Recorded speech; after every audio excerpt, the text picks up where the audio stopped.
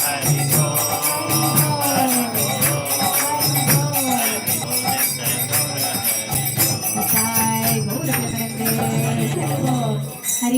संकीर्तन यज्ञ की जय, श्री श्री राधा दामोदर की, कार्तिक मंथ की, भीष्म पंचिका की, शिला गुरुदेव की जय, गौर प्रेमानंदे। I would like to thank everybody for coming. It's a Friday, I know. It's a weekday. So many of you is already here. We are a bit late anyway. And what we will do, just to tell you, today is a very, very important day in the calendar of Vaishnava. Is Vishnu Panchaka, is the last day of Kartik, is Riva. Of course, we celebrate the devotees as well, because without devotees, we were talking about this earlier, we can do Krishna, but without devotee association and mercy of devotee, nothing can happen. Okay, we are already a bit late. We'll do just to fit everything inside in the program. We'll do the class. Then after the class, we will sing Tulsi Arti.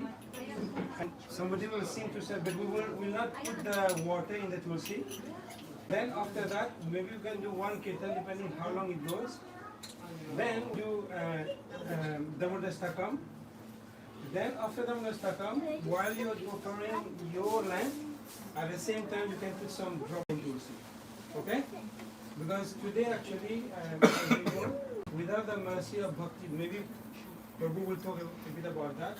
With the mercy of Bhakti Devi also, that means we will not have Bhakti for Krishna. Okay, without any delay, we'll tell Prabhu to... What is the significance of Vishnu? Vishnu Panchaka.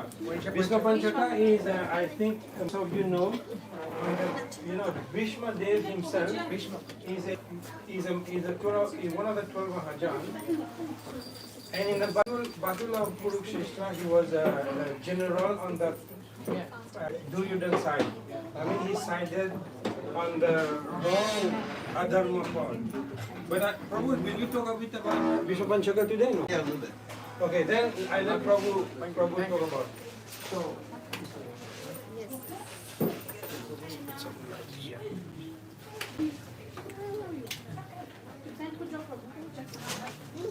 okay, I think everybody knows Prabhu. Prabhu is Lakshmi Narasimha Prabhu, son. Narasimha. Anyway, it's a big family of Narasimha. Okay? And Prabhu is now is practicing Krishna consciousness for more than 50 years. He's a Prabhupada disciple, and he has been in the Damodar party, bus party, and he has been temple president, I think, to 4 or 5 temple. Seven, you see? I was saying 4 or 5, it's 7. I mean, he has a lot of, how do you say that? You know, they say, we always say that walk the talk. We can say a lot of stuff, but when you do stuff and sustain that for so many years, it is something. Because in this material world, to become a devotee, first of all, is very difficult. And to maintain that is even more difficult. Like we know, there is Brahma, Vishnu, Mahesh. Lord Krishna takes the role of Vishnu. Vishnu is a maintainer, is the most difficult part to maintain. I mean, it's very easy to construct something, but to maintain a house is difficult. You know, first it's very new, but to maintain it's very difficult. So Prabhu has to maintain his sadhana for so long. We offer answers. We will sing free time Hari Bol for Prabhu. Hari Bol. Hari Bol. Hari Bol. And we pray to Krishna and this very specious day to give him good health so that he can stay with us and give us his mercy and inspire us to become a good devotee. Hari Bol. And I can tell you honestly, one of the reasons I'm still around is because of all of you. And there's no doubt one of the significant angas of bhakti is association, sangha. And I think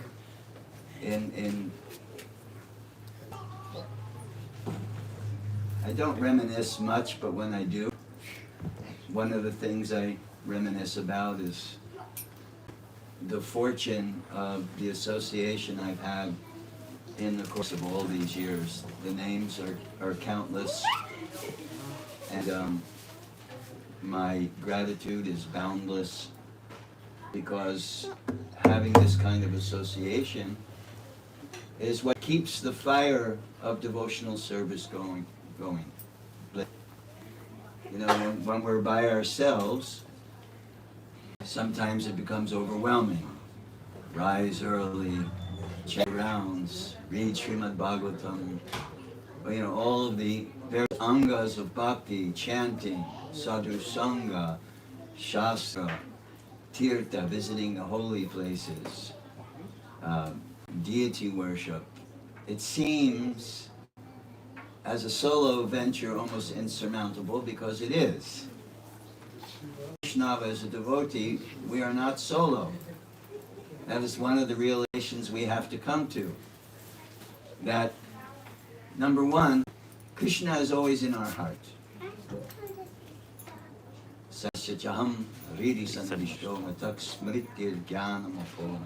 He's in our heart, always. And from him come knowledge, remembrance, and forgetfulness. Can you hear properly? Huh? Yeah, you can hear? Yeah, it's fine.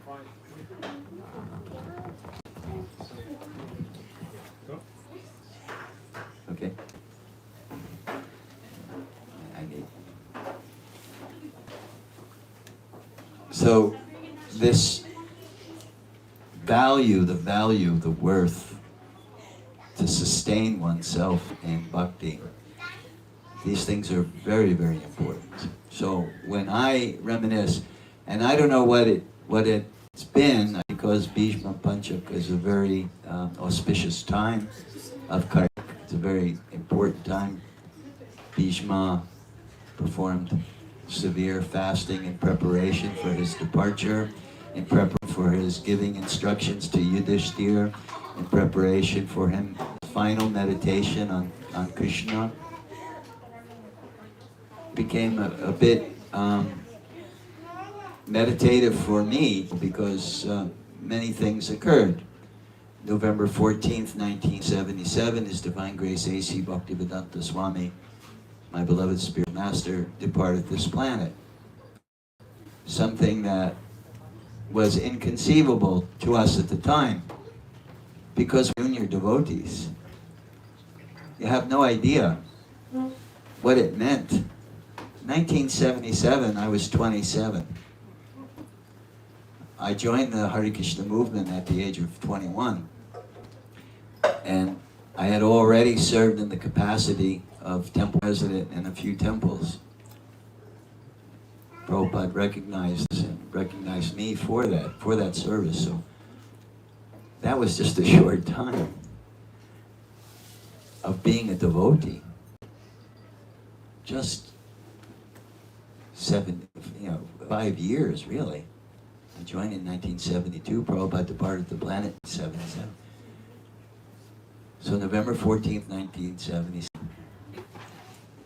November 14th, 1922, my first spiritual master was born, my mother. So that was another remembrance that was a profound remembrance, because it was because of her, although she was not a Vaishnava, she was a very accommodating person. And I remember when I became a devotee, I was supposed to go to law school. So you can imagine a mother's because I came from a very blue-collar family. So the fact of me graduating college and then going on to law school was very important for my mother and my father, but particularly my mother. So when I came home with a shaved head and a shtika, and told her I was not going to law school, Mom. You can imagine, as mothers, you can imagine what that must have been. But you all, many of you come from India, Vaishnav families, so it's not so foreign. 1972, to come home with a shaved head and a sika, long hair too. All throughout my college years, I had long hair. And to come home like that, and to announce that I wasn't going to college, I wasn't going to law school. I had already just graduated college. You can imagine. But she said, whatever makes you happy. If this makes you happy, then I'll be happy. That's an ordinary person. Particularly being in the position of a mother who has no knowledge of, understanding of Vaishnavism, being a devotee of Krishna, and in terms of the ultimate goal of life. And then, just, I think yesterday, I guess it was the 14th, my godbrother, Parvat Maharaj, passed away.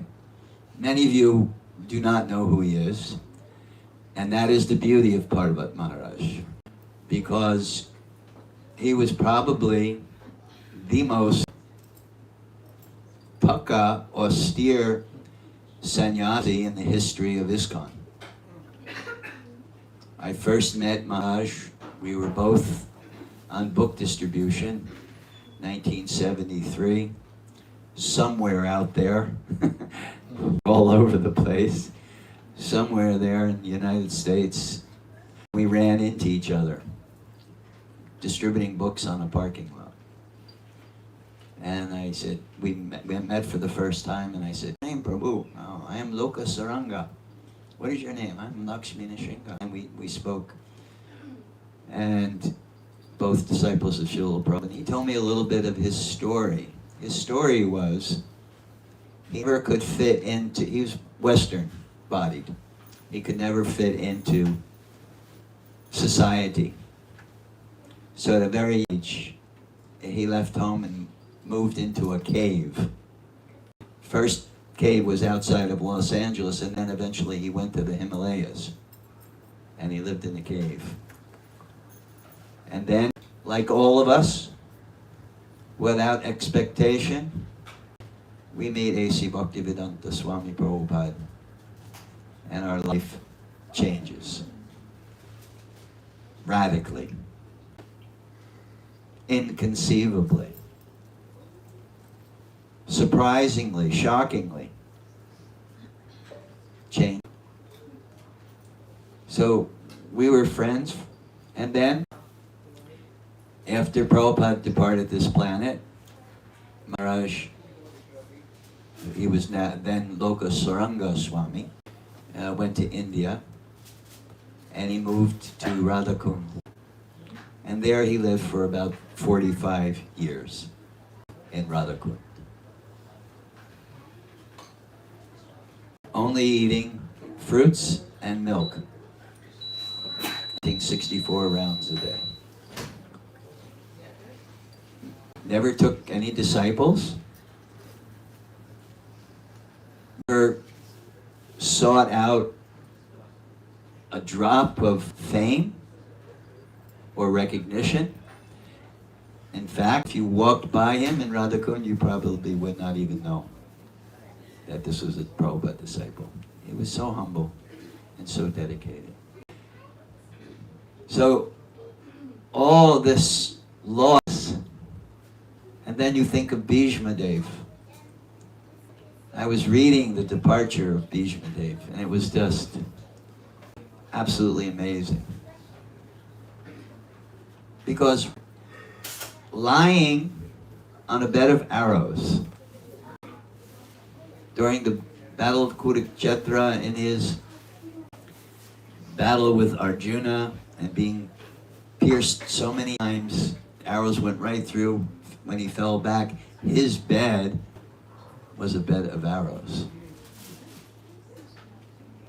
Just that alone is inconceivable. So I'm just thinking about all these mystics, Bhagavad Maharaj, Lokasanga Maharaj, Srila Prabhupada, whose mystic powers know no end. Of course, I can sit here and speak about the glories of Srila Prabhupada endlessly, how mystical he was, how if you were in a conversation with him, he knew what was on your mind and what to say to pacify your mind. Who could do that? Who could understand that?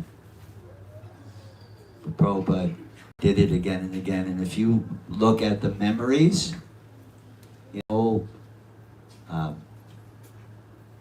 description of devotees and their interaction with Srila Prabhupada, almost every single one, Prabhupada knew exactly where I was at.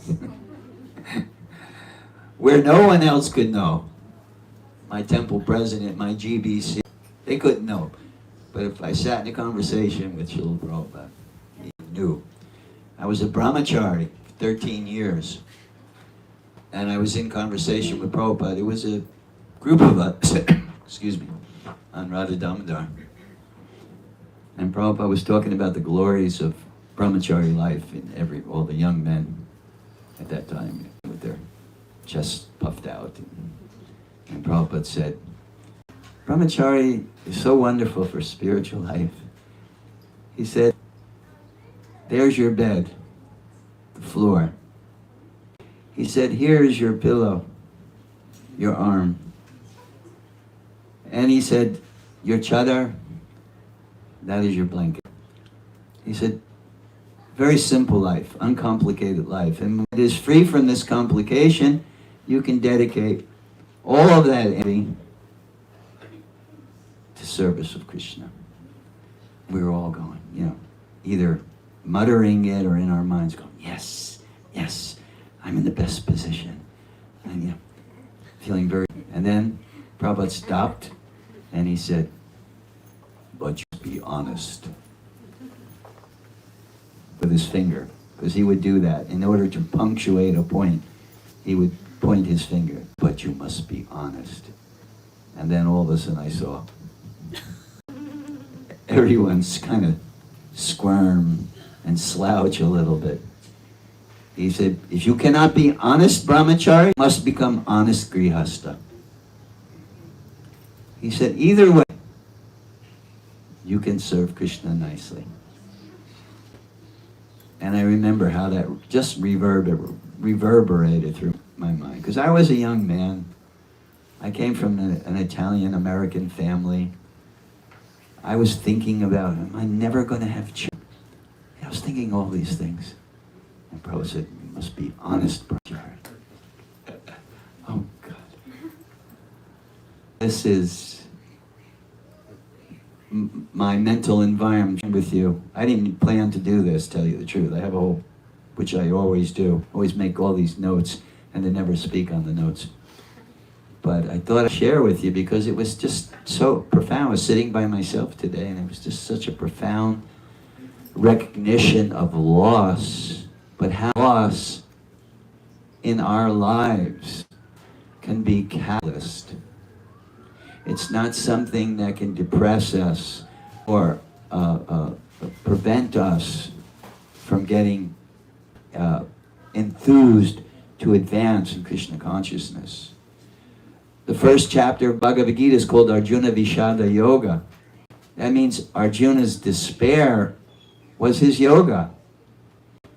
So I was thinking of that. I often think of that because it's quite often a point I make when I give seminars at yoga studios on Bhagavad Gita, because the misconception of yoga is so strong. Yoga studios, they said, yes, despair, depression can become your yoga. And the yogis are sitting there, what? I want to be happy. I'm doing this yoga so I can get into good shape and control my mind and be happy. No. But there's so many challenges in our life, isn't there?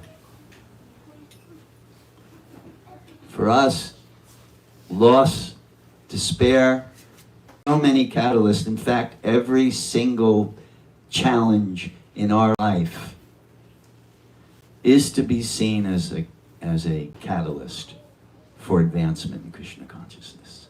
It's not an impediment. There are no impediments. Prabhupada was a classic example of that. Externally, you may view his life, oh, so many, Prabhupada, no. More and more inspiration to fulfill the order of his spiritual master, to spread Krishna consciousness all over the world. You look at Bhishma. One may say, being pierced by 100 arrows or more, that's quite an impediment. Lying there on the battlefield, on that bed of arrows. That's an impediment to speak, what to speak of breathe. Bhishma's last days, what did he do? Yudhisthira came to him. Yudhisthira was so morose, depressed. Yes, we've won the battle. Yes, I've won an empire. Look at how many have died. And he was thinking to himself, is this because I wanted to be enthroned? Was this the cause of this war? Because I wanted an empire. And therefore he was thinking, I am the cause of all this, all the wives and children that are crying now. I am the cause of that pain and that suffering. And he was so overwhelmed with grief that he just wanted to leave. He wanted to go to the Himalayas.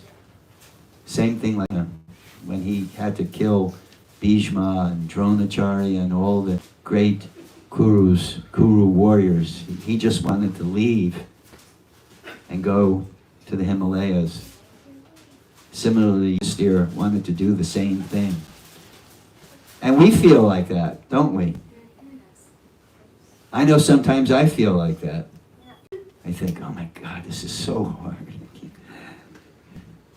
And I think, who am I kidding? I know what my dharma is. I would be in the same position as Arjuna, running away from what is my duty, what is my service to Krishna, to Prabhupada, to the devotees, and to humanity. Who am I kidding? You must be honest, Prabhupada said. So there's no kidding. So Yudhisthira was in that position, and Bhishmadev, in that moment, he took the time, he took his last breath to induct Yudhisthira. So I just have couple of points to make ponder what Bhishma, kinds of instructions that Bhishma gave, and I want to end up with the conclusion. So Maharaj Yudhisthira inquired, how should one act so that he can very easily pass his journey through life? Very significant question, very profound question. In this journey, what is our chariot? Body. You know what body is? B, birth.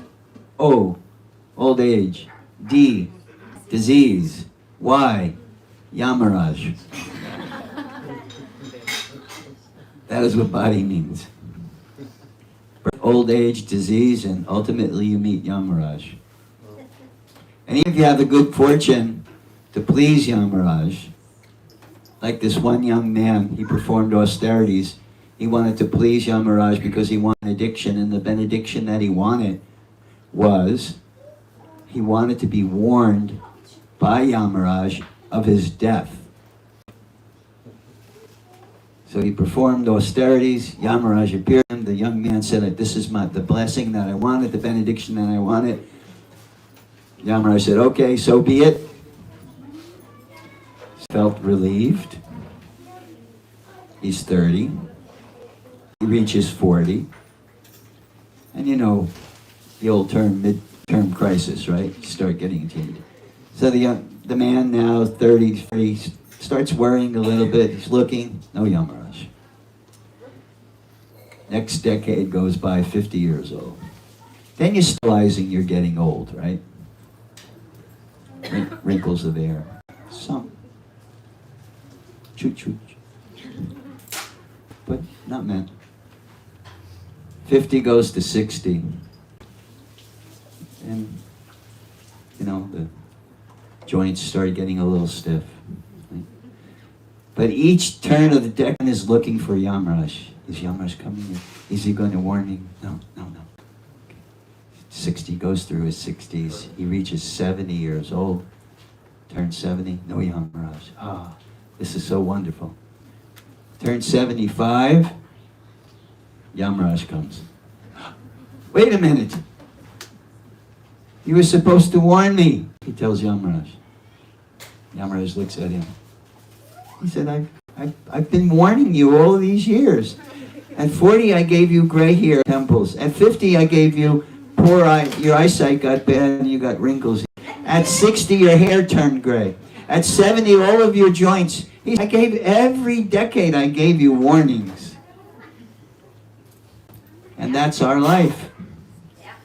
Birth, B-O-D-Y. Birth, old age, disease, Yamaraj. So that is our journey. And Yudhisthira's question was, how do we pass through that journey?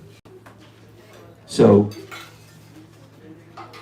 in reply, Bhishma advised, my dear, a person who wants to avoid putting himself into great difficulty should carefully avoid performing 3 acts with his body. First one, the killing of other living entities. Right? That is why, people, in order to be more peaceful, they have to stop involving themselves in violence.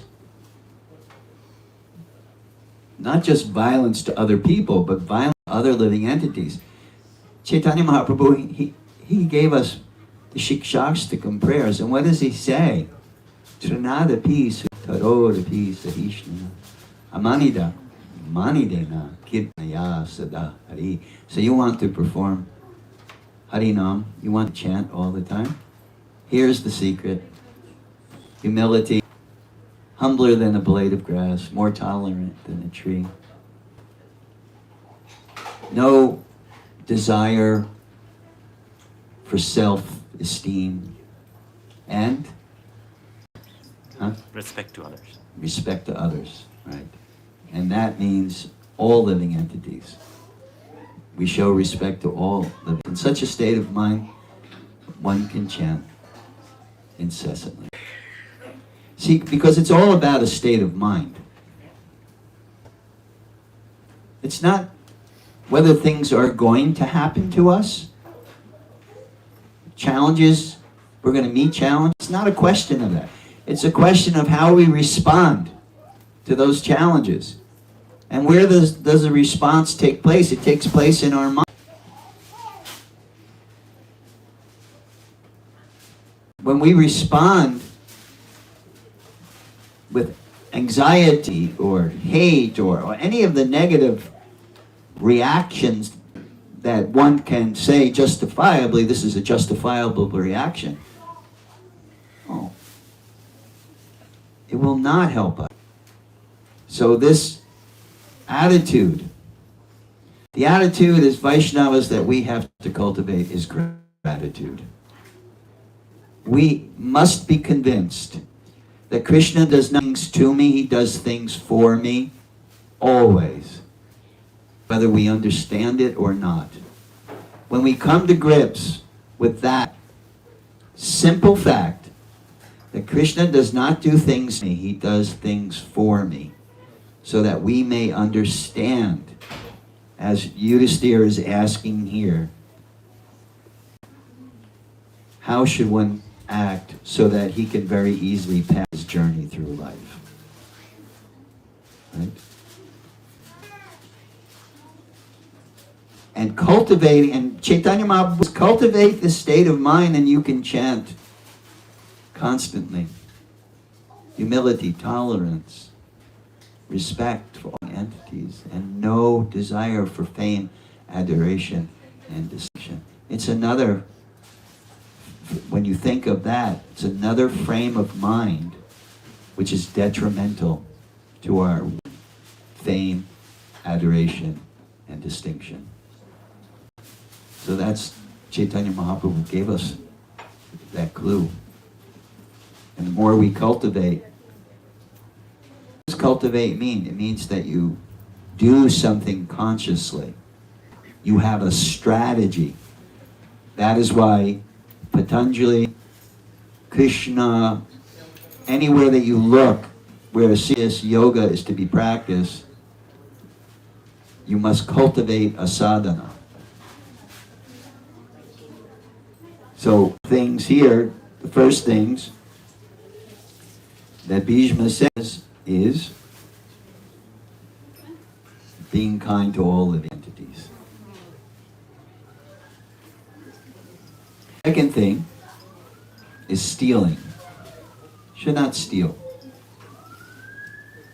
And the Yoga Sutras have put the same thing.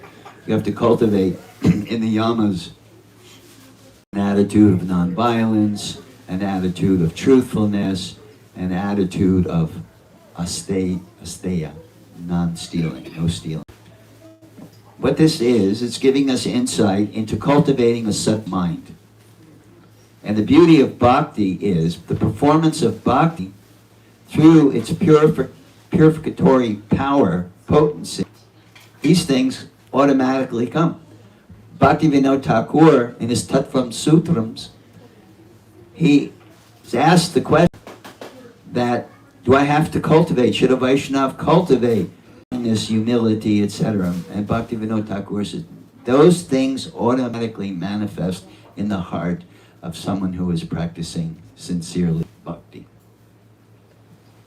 And there's a verse in the Bhagavatam, all the qualities of the demigods are automatically manifest in one who executes bhakti. So, non-violence, non-stealing, all that Patanjali says in order to practice yoga, have to be exercised, they can automatically be there. That is what Prabhupada has given us in the form of this bhakti sadhana. That heart becomes purified, that mind becomes fixed on Krishna, and these things automatically manifest. Not even the desire is there to hurt someone, to cheat someone, to steal, to lie. No, that's painful. Even the thought of it. So these are what Bhishma tells him. And the third one he says, in terms of the physical or the three acts with his body. So he says, non-violence, right? No stealing.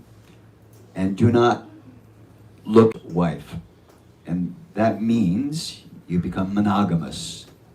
If you can't maintain a brahmachari vow, a celibate vow, then you become monogamous. And he said, in that way, that is how you use perform these three acts with the body. Krishna says in the Gita, austerity of the body consists worship of the Supreme Lord, the Brahmins, the spiritual master, and superiors like the father and mother, and in cleanliness, simplicity, celibacy, and nonviolence. So Krishna is giving us how to be austere, how to use the body in service of the Lord. Bhishma is instructing us, do these three acts. In addition, Bhishma tells him, one should meticulously avoid acts of speech. Speech is very important. To control, right? Vacho Vegam, Manasakroda Vegam, Jiva Vegam, Upashta Vegam. Those 6 things. Notice, in those 6 things, 2 are in relationship to the tongue. That is why Bhaktivinoda Thakur says, Sharirana Vijajal Jyotendriyate Heka. He tells us the difficult sense that controls the tongue. In that verse by Rupa Goswami, Vacho Vegam and Jiva Vegam. The urge of the tongue to taste foods and the tongue to speak. Those are very important urges to control. There's 6 urges. Vacho Vegam, urge of the tongue to taste, right? I mean to speak. Vacho Manasa Vegam, urge of the mind. Krodha Vegam, anger. Jiva Vegam, taste. The urge of the tongue to taste all kinds of assorted food stuff. Udara and Upashta Vegam, right? Belly and genitals. Any yoga principle will tell you there has to be restraint. So Bhishma is you must follow 4 acts of speech. Conversation about sinful activities. Get rid of it. The utterance of harsh and offensive words. What's in the heart will come out the mouth. When it's in the heart, right? It's envy. It's out the mouth. Now it's offense. And it's such a quick trigger. So, conversation about sinful activities, the utterance of harsh and offensive words, the advertising of others' faults. And I'll put in a little addendum to that. Promulgating the propagating of one's own glories, right? One's promoting others' faults. Oh, look at her. Or look at him. Or look at the Jones. Look at me. I'm so kind. I'm so charitable. I'm so this. I'm so that. That when you utter that mantra, beware. I'm so. It's not a Buddhist mantra. It's the mantra of the false ego. I'm so this, I'm so that.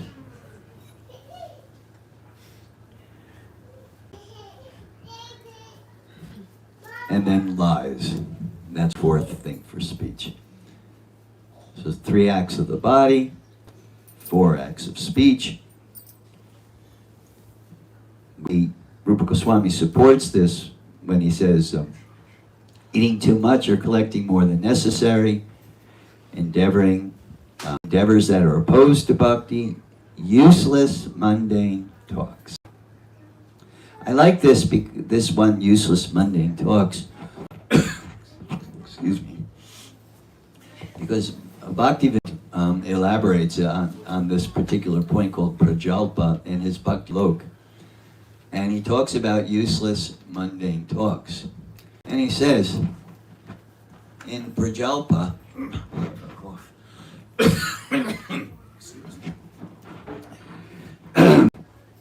he says that there's a particular set of rules for grihastas and there's a particular set of rules for renunciates. Right? Gramya Katha means village talk. So village talk means useless talks, talking about people, fault finding, criticizing, etc. So to avoid is very, very important, Bhaktivinoda Thakur. But he says, different application for grihastas, because we have to talk, come on, we have to talk some village talk with our relatives, you know. I mean, you and your husband may be pure devotees, But what about your sisters and your brothers and your mother, your father, you have to talk something about family. So Bhaktivinoda Thakur does not put that in the category of prajalpa. Especially if you become expert at somehow telling the conversation towards Krishna. I remember when I became a devotee, of course I was very fired up to always preach. And my sister was married to a total atheist. And he hated the fact that I was to go over to the house, we'd get into conversation. And I remember one banged his hand on the table. He says, "You always turn the conversation to God." He said, "We could be talking about baseball, and you turn it to God." So we have a license as grihastas, to talk, but in the back of your mind, you're thinking how to talk. But Bhaktivinoda says that's not prajalpa. But for renunciates it is. Renunciates has no business other than to encourage us in our family life, in our ashram. That is their business. So this is Bhishma's, he said, conversation about sinful activities, the other harsh and offensive words, the advertising of others' faults and lies. 3 acts of the mind, he advises, should also be rigorously avoided. Coveting others' possessions. I know the devotees don't have an issue with that. I know the devotees, they're always happy when someone gets a promotion or someone gets a new house because they know that new house is going to be used bigger and better programs, right? Or the joy of becoming a devotee, already possessing that. And then the thrill of being able to use that beautiful house now in programs, right? Devotees actually are so much joyful. But Bhishma warns, coveting others' possessions, disbelief in the Vedas. That sounds a little far-fetched, right? You may have heard that. I remember once I was giving a lecture. It was on Ram. I remember exactly where it was. It was Ram Navami in Tuaco Temple in Jersey. And I have a special relationship with that temple because I was temple president there, but I also bought that building. So I have a special relationship with the congregation and everything. And I was giving a class on Lord Ram, and I was talking about the glories of Lord Ram. And there was this elderly man who used to come quite often. He was maybe in his 80s, Indian, obviously grew up listening to him. And I was talking about the glories of Ram. And then I don't know what the opening was that I gave him to say something. He said, "That's all mythology."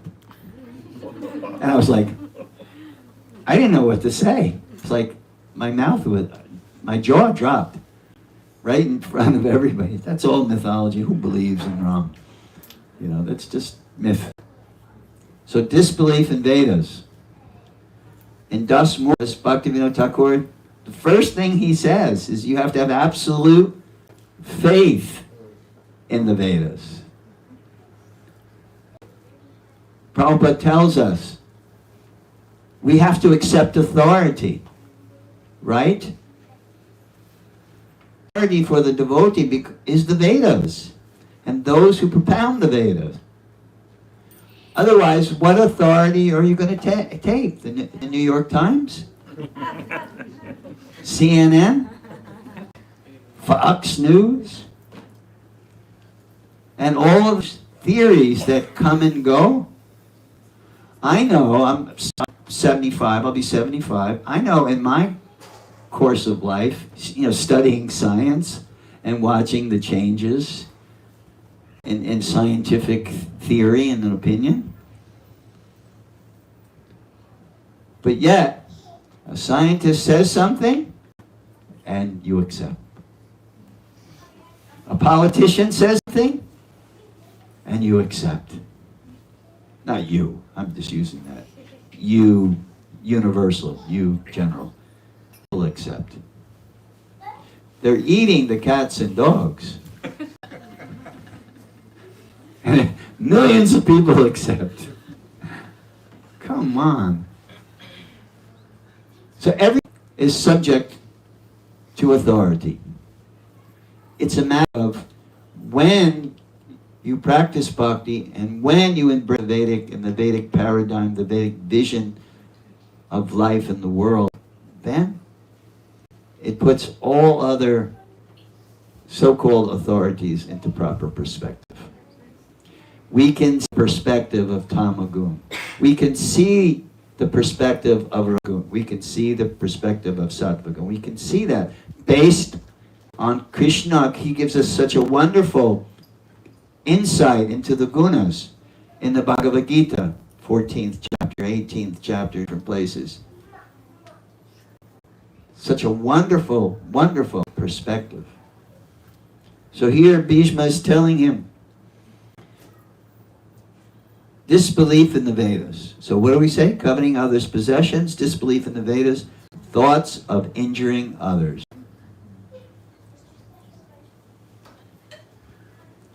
I remember once, this is a confession. You know, in the Catholic Church, you go to confession. So I'm confessing in front of you. Once, as a devotee, I got really angry at this mechanic because he really cheated me. And I took him to court and he lied and he cheated me. And I was really angry and I said, you're going to suffer for this. 2 weeks later, I died. And I just thought, oh my God, what did I do? What did I do? I went back to the mechanic shop. I said, see, I told you. No, I didn't do that. But thoughts of injuring others, that's what Bhishma says in terms of the mind. So body, he gives us instructions. Speech, he's giving us instructions. Mind, he's giving us instructions. It comes down to this. When Bhishma gave all of these instructions, all of these guidance on how to live life, he elaborates from Dharma. He does so many things. He goes through so many things for you to hear. When the time came, it was a certain time in the evening, he stopped. This is a pregnant pause. He stopped and he said, now, I'm done. I'm done with giving instructions. I'm done being involved in this world. And now my only business is to see that beautiful form of Vasudeva Krishna in front of me, in his yellow garment, his beautiful garland of flowers, his wish black hair, his lotus eyes, then his meditate. The transition was seamless. And I bring this up because that is your responsibility. That is the task. That is what we are tasked with. Yeah, to do your responsibility, but that is not life. Simultaneously, as a train rides parallel tracks, we have to be cultivating an inner understanding of what our Sanatan Dharma is, not just our Terry Dharma. Not that you take care of your family and you take care of your kids and you are a good citizen and so many things, but to what is our Sanatan Dharma? Because it's going to require exactly that, a flip of the switch. And Bhishma just showed it. If you read in the Bhagavatam, it's the first canto, 9th chapter of the Bhagavatam, read those verses, you see, he's giving all these instructions and then he looks, and that's it. He flips the switch. I'm here no longer. Nirvikalpa Samadhi. He goes into Nirvikalpa Samadhi where all he is thinking about is Krishna.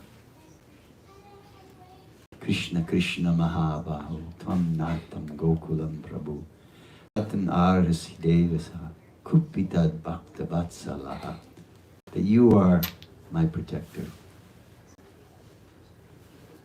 You are my protector. With your strong arms, there will be only shelter under your strong arms. You are my Lord. So Bhishma, in that 5-day period, in the time that he's instructing, he shows us our entire life. You know, it's said that right while you're dying, or your whole life passes before you like a movie. In that time period, Bhishma did that. The whole life before the Pandavas and himself. And then he flipped the switch and went into Samadhi. That is our task. That is why Prabhupada, the predecessor Aryas, have begged us, implored us to take this chanting of the Hare Krishna Maha Mantra seriously. Because it is our shelter, it is our purificatory, it cleanses the mirror of the mind, it is an ocean. It Chaitarpana Marjanam Bhava Maha Tavagni Nirvapani. It is transcendental knowledge. It is all of these things contained sound. The sound incarnation. Kali Kale Nama Yuga Krishna Avatar. And in this age of Kali Yuga, Krishna comes in the form of Namo Namina. The name and the named. There's no difference, right? I'll stop there. Hare Krishna. Lakshmi Narasimha Prabhu ki jai. Srila Prabhupada ki jai. His Grace Parvat Maharaj ki jai. All the assembled Vaishnavas. If you like, sure.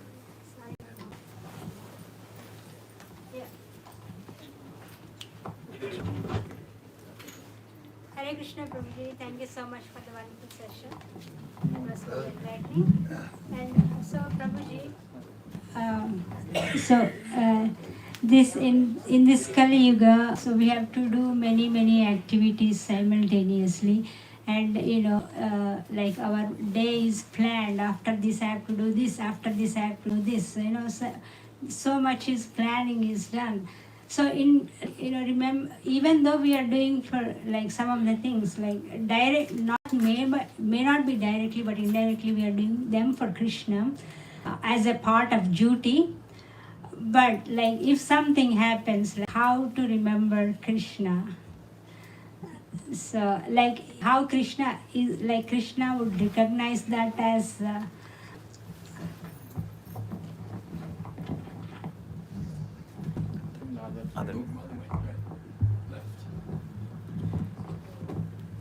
That's always a Grihasta's question, how to do your duty and remember Krishna. We have to cultivate the mind in such a way that everything we do is a sacrifice. Everything that we do is an offering for Krishna's pleasure. Prabhupada was very clear. He said, Griha, there's a difference in Griha. Grihasta or Grihamedi. How you see your position as householder. How you see your children. How you see your husband. How you see your home. How you see your job. All things. It's not a matter of the responsibilities. It's a matter of how you perspective do you bring into the picture. What I try to do is say, this is my offering. This is my sacrifice. And we should all recognize that we're all unique. All of us are unique. And our situations, we don't know how it's going to turn out. Certainly, I did not know how my situation would turn out. If you would ask me when I was 22, if I would be the father of a 10-year-old boy at 75 would not say yes. But what we have to say is, here I am. And this is my situation. And this is my unique opportunity to offer whatever I have and whatever I yat koroshi nasi yat jehosi dadasi. All that I do, all that I offer, all that I give away in charity, as well as all austerities I perform, this is for you, Krishna. And that's what cultivation means. Cultivation means it may not come easy. You know, sometimes I'm really angry at Nrsingadev. I'm going, so glad his name is Nrsingadev. Because I can call out his name with absolute force. And okay, it's okay. It's going to be all right. And this is my offering. So yeah, it's the only way. We see everything, the trials and the tribulations. Yeah. We don't complain. Our family life is joyful, right? We're not complaining. We're just going, oh, this is so great. But then, when your kids turn to be teenager, oh my God, I can't wait till he moves out of the house. Get off the computer. We go through our stages. And Krishna gives us the opportunity, you know, to recognize this is my offering. You know, this is my unique position. My wife and I, we chant this verse all the time. Om Purnada Purnamidam Purna Purnam Udachyate Purnasya Purnameva Vasishyate. It's all perfect and complete. Everything is perfect and complete because it emanates from the complete, perfect, Supreme Personality of Godhead. I have a friend, her name is Anchari. I don't know if you know her. She lives in Miami. Every time I see her, she always says to me with a big smile, she's the most pleasant, smiling person. She always says, it's all in divine order. And she didn't have an easy life. She was a single mom with 3 daughters. She did not have, but she's every time you see her with a big smile, she says, it's all in divine order. And it's true. For devotees, it is. It's in divine order. We just have to see it from that perspective. Does that address your question? Or do you want specifics, how to deal with your son? just kidding. A question? Thank you, Prabhu. You are welcome. Thank you. Hare Krishna. Go to the next part. Jai. Okay, we'll do the Tulsi Art now, and then after that,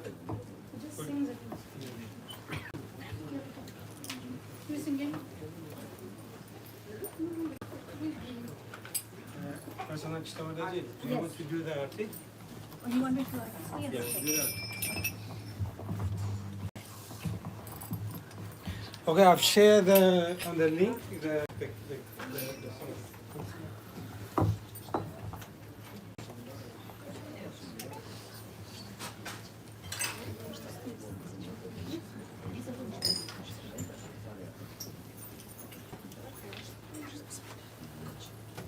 Everyone can stand. Okay, so what we'll do now, we'll just sing the Aarti, and then after the Aarti, we'll do Ashtakam, and then after that, you can offer water to Tulsi, okay? We won't do Tulsi right now.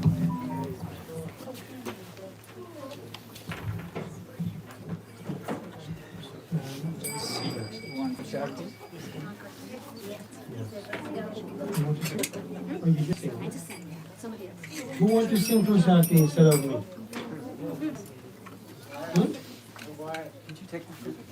You sure you know how to correct it?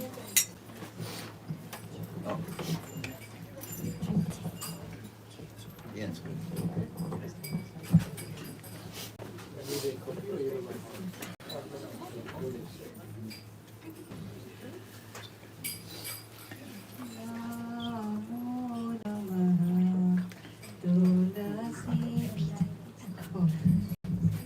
Jaya Tusideva.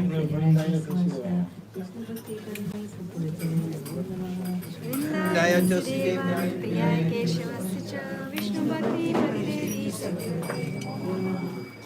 तुलसी दिव्याय प्रियाय केशवाय विष्णु भक्ति परिदेवी सत्यवती नमो नमः।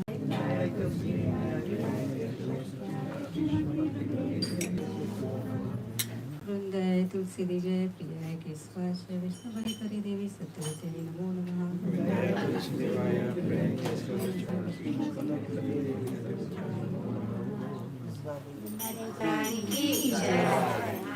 तुलसी कृपेयासी नमो नमः। Tusi Krishna Prayasi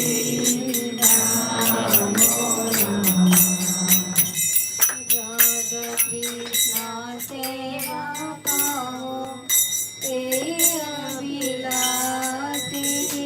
Radha Krishna सेवा पाओ तेरा विलासी। एक तारा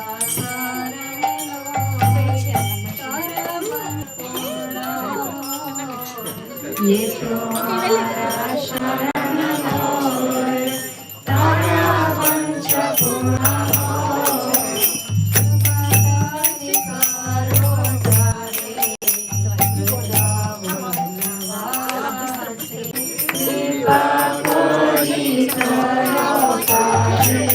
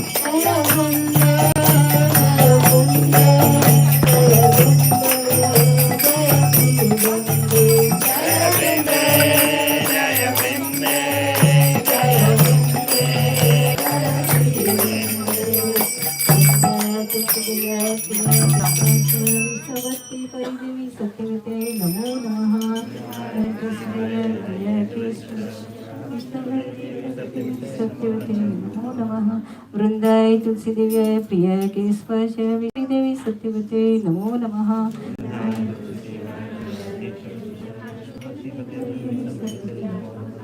वृंदाय तुलसी देव्याय प्रियाय केशवाय विष्णुवती परिदेवी सत्यवते नमो नमः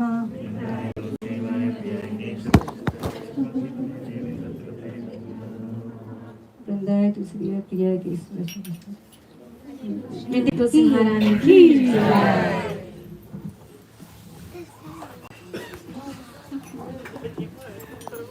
The next part now.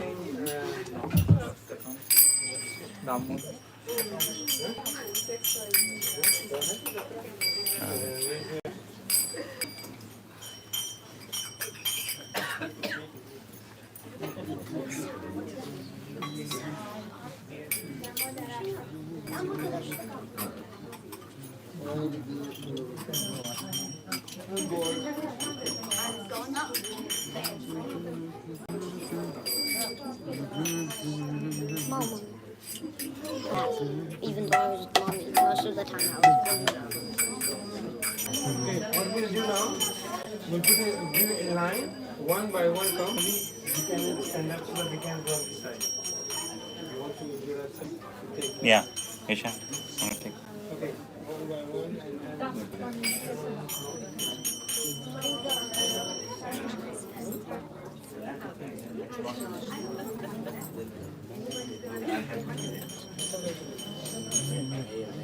Can anyone play harmonium for the Damodar Shtakam? Does anyone know?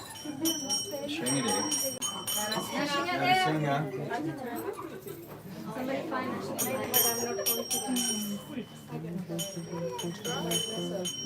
Narasimhadev, Yeah, yeah. Damodarashtakam, harmonium please. We call Sidhu also to play madam. You want to Harmonium. play madam? Huh? And Sindhu Mridanga please. Come on, harmonium. No, harmonium. Go play harmonium. He's gonna play Mridanga. Come on. Go sit down.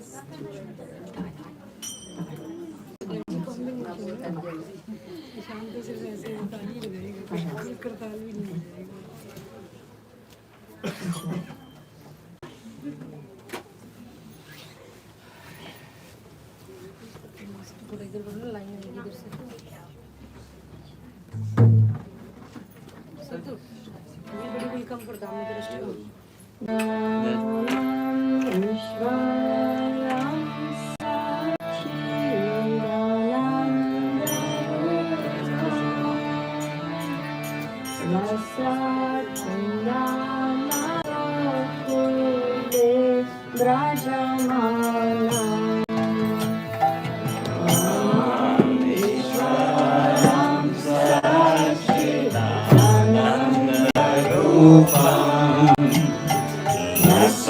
I want mama. Mama.